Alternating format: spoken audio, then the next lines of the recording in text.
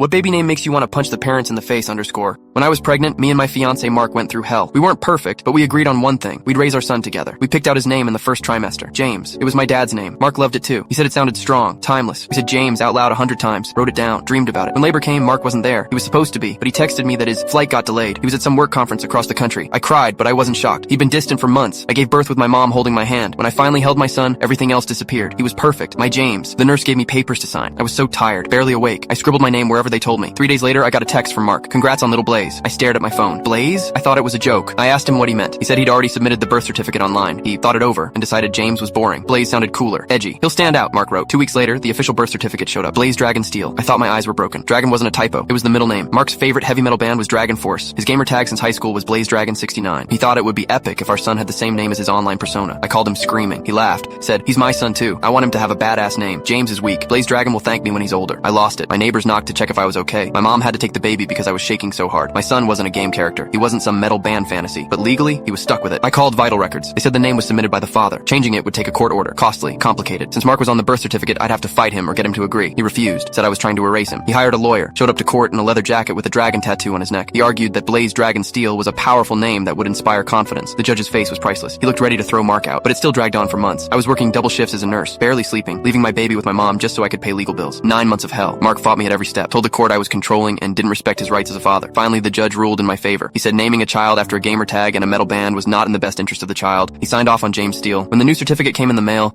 I cried harder than I did the day James was born. My boy finally had his name back, my dad's name, the one I whispered to him at night, even when the paperwork said otherwise. Mark still calls him Blaze whenever he picks him up.